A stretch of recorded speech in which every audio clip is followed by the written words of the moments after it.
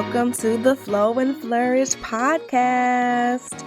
I am your host, Nicole Roan, the Capacity Coach, and I'm so excited to have you here with me today. I really hope that you all have been enjoying all the wonderful women that I've been bringing on to talk to you about careers and finances and just so many different things, because these are for real my sister friends, and I'm so thankful to be able to share their knowledge with you. Now, I wanted to let you all know that I am kicking off a self-care series for this entire month. Because we are in the very first day of December, and we have 31 more days in this month until we get into a new year. I'm all about getting started before the new year, new you, stuff kicks off. So with that, I'm going to be talking about self-care in a variety of different capacities in an effort to help you do the same thing, to get jump started on who it is that you are becoming, so that you can show up in excellence in every single area of your life. If this is your first time tuning into the podcast, welcome, sister friend. I'm glad you found your way here. You will want to go ahead and subscribe right now, because this podcast is packed full of information to help you flow and flourish in every single area of your life. And we do that by talking about how our capacity is impacted in 5 different pillars. Those pillars can be found in the first 5 or so episodes, but I'll give you a quick rundown here. We have heart flow, work flow, health flow, cash flow, and faith flow.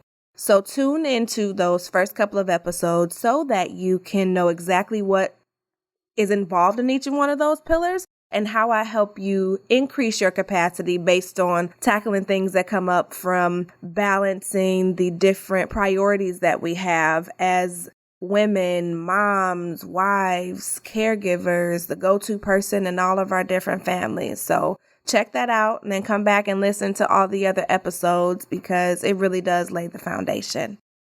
All right, so for today's episode, I'm talking all about, as you guessed it, self-care, but really from an angle of the truth about self-care. I think we are so inundated with what self-care is and sometimes what self-care is not, that it can be overwhelming. But I just want to be honest for a minute and tell the truth about really what self-care is. And there are 4 different, areas that I really want to talk about. And I'll be talking about it from, of course, my perspective and my experience in coaching my different clients as well. So number 1, everybody needs to know that self-care is not easy.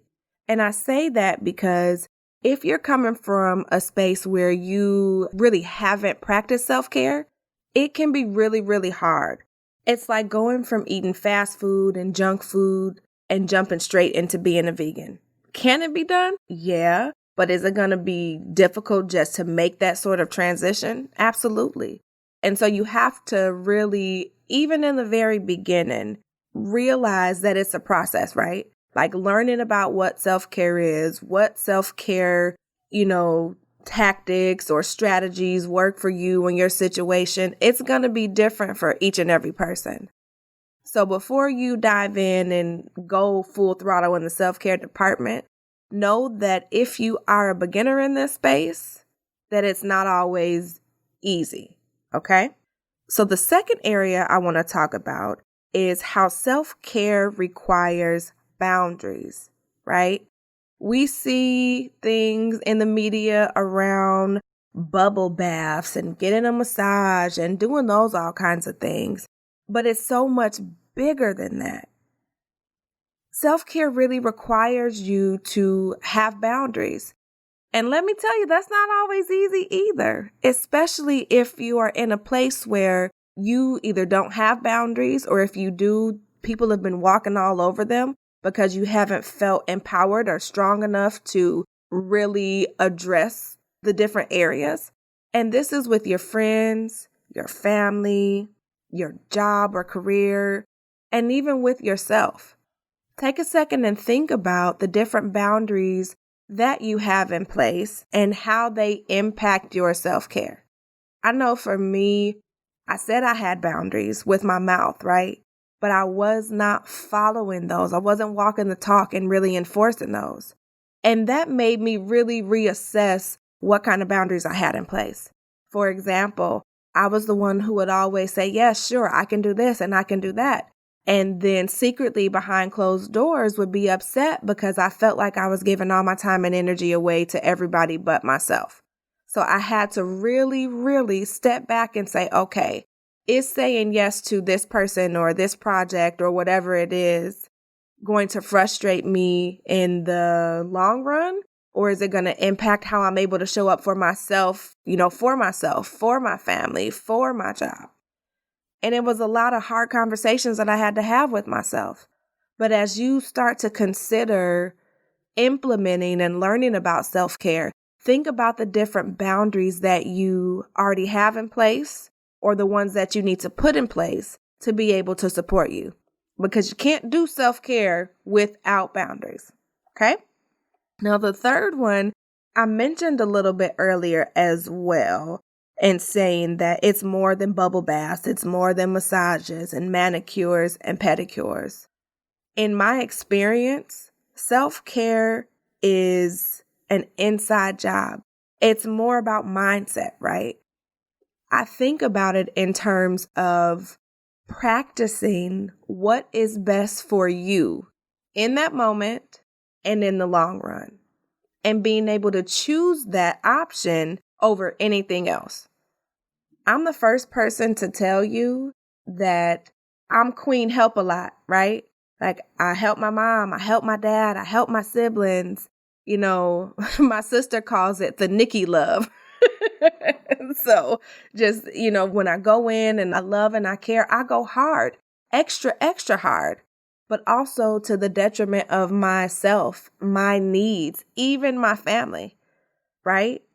And so with self-care being an inside job, you need to think about what you think about. And I've said that before, but it's so important.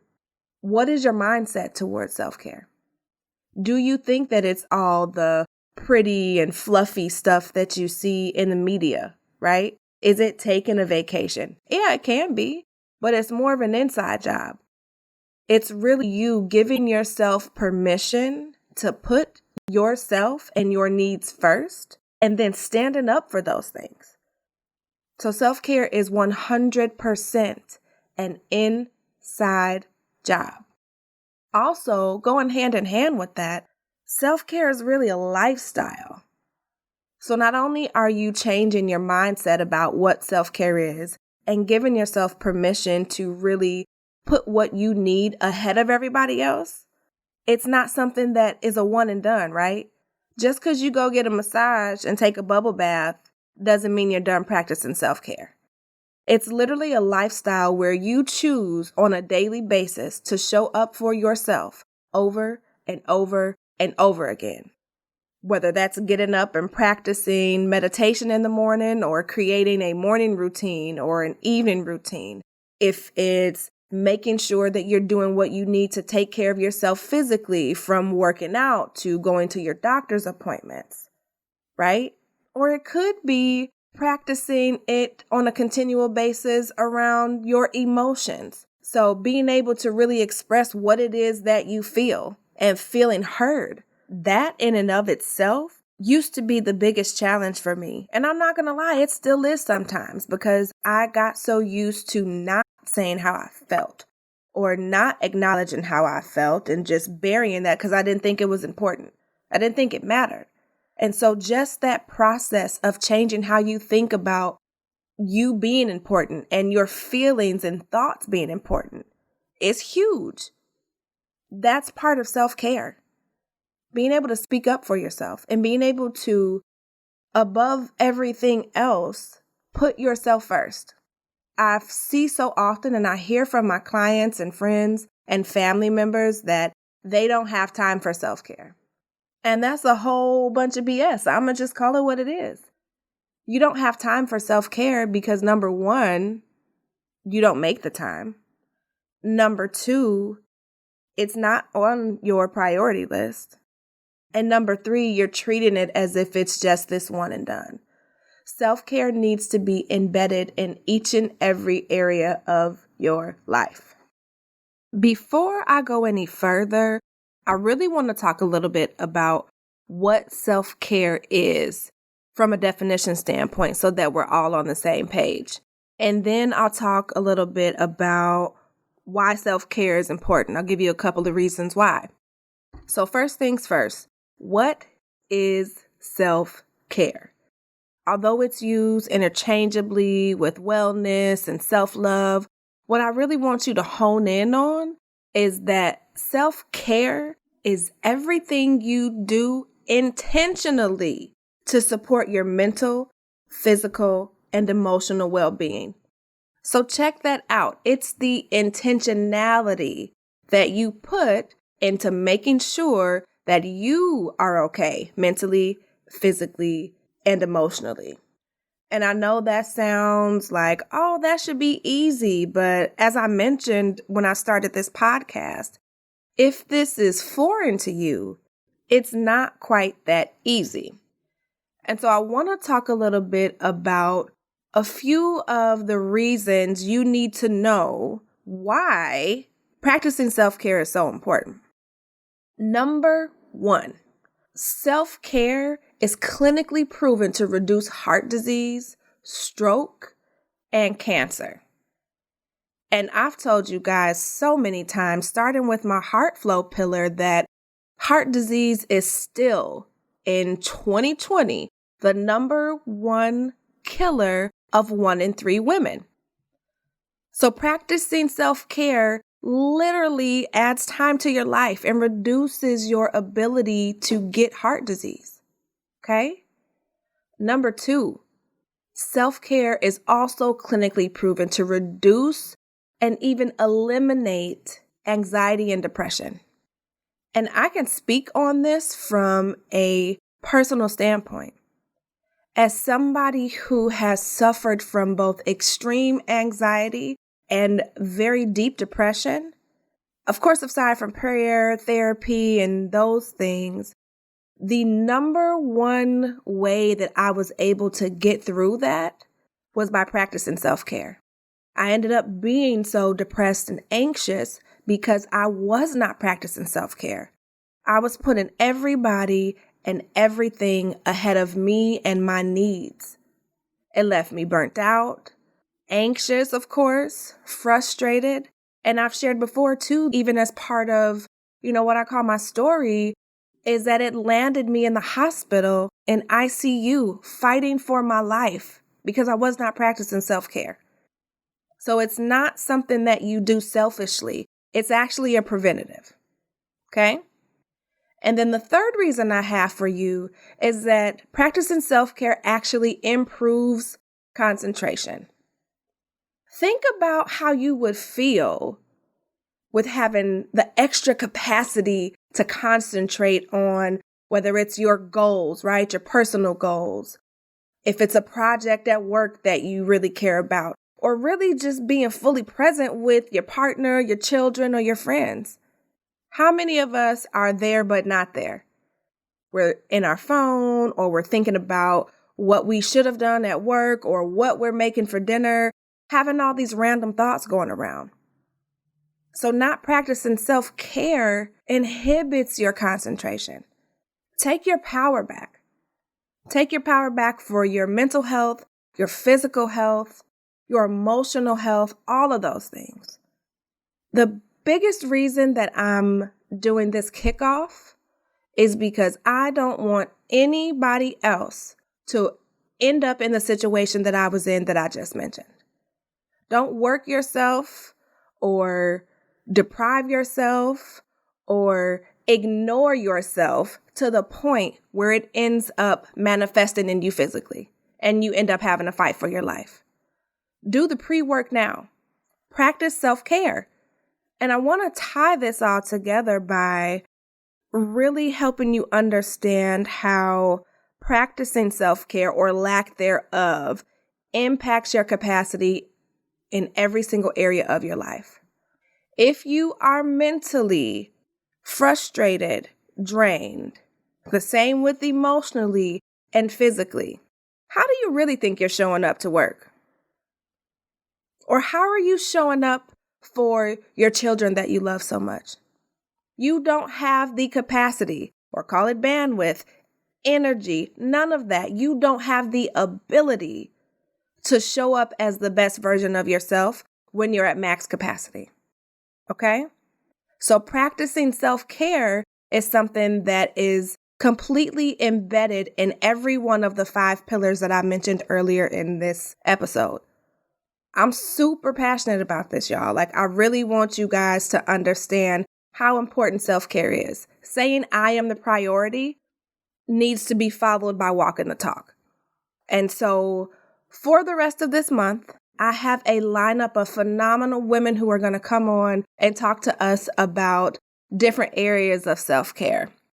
I'm so excited to share with you Janicia Green and Danielle Washington and a couple of others remarkable ladies. So mark your calendars, stay tuned. And I'm also doing it because, like I said, we're in the midst of holiday season where many of us go way above and beyond. Not only do we empty our pocketbooks, right? But mentally, emotionally, and physically, we drain ourselves so that we can make the holidays better for everybody else. But sis, I need you to put yourself on your own priority list and really live out day by day the I am the priority hashtag, okay? So now that you know what's coming over the course of the month of December, I want you to make sure that you stay tuned, because not only am I going to have these wonderful ladies on the podcast, I'm also going to be doing either Facebook and or Instagram lives to have live Q&As so that we can really have these open and honest conversations about what this looks like, how to incorporate it, what are some of the barriers that come up when you're trying to practice self-care. And it's no judgment, no shame. Look, I am in there with you. I'm still learning how to practice self-care. I'm not perfect at it. It's still been new to me up until the last couple of years. So I'm right there with you. I want you to be the best version of yourself, not just now, but as we go into the new year, so that you don't have to say, new year, new me. Get started now, right? Because ultimately, what I'm doing here is helping you to flow effortlessly so that you can flourish tremendously and show up in excellence wearing all those different hats that you wear and not sacrificing yourself at the same time. So I will see you here next Tuesday. Do not forget to subscribe to this podcast. Make sure that you are sharing with other women that you know need to hear this.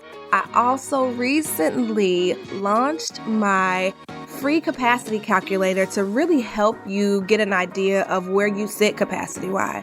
Because as you'll hear me say, most of us are running around at max capacity and don't even realize it because we don't have, aka make the time, to check in and see what's really on our plates. So if you are interested in that, make sure that you DM me, whether it's on Facebook or Instagram, and I'll be happy to send you the link to do that. And don't be shy, y'all. I'm waiting for you guys to tag me and let me know what your aha moments are, how this is helping you, because this is about us, right? It's not about me. It's about creating this space where we can really say, you know what, I'm not okay, and that's okay.